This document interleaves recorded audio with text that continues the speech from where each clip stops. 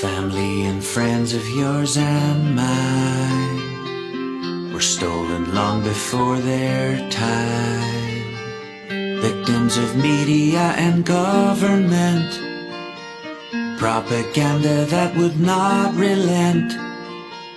They were told their salvation would be waiting at the needle's end, and so they went. Then came the sound of sirens. Others live in constant pain. Their lives can never be the same.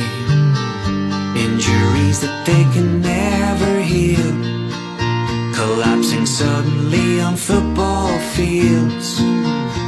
I know people finding partners unconscious on their kitchen floors, and it's hours before they'll hear the sound of sirens. And now these rapid cancers roar, just weeks from stages 1 through 4. Why haven't we had a discussion yet about the shocking surge in excess deaths? I know a family where 2 children tried in vain to shake their mama awake. It was too late. Then came the sound of sirens. Too many times we've heard their lies, the truth they'll always try to hide. A boy they poisoned only weeks before. He was only 14 years old.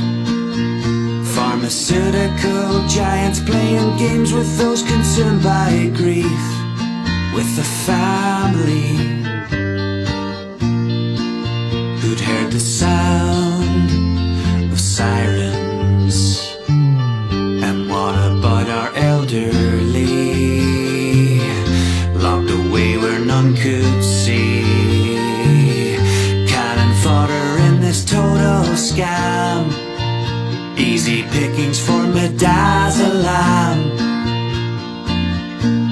The taint of santicide embedded in the care home walls, it echoes through the halls. It's in the sound of sirens.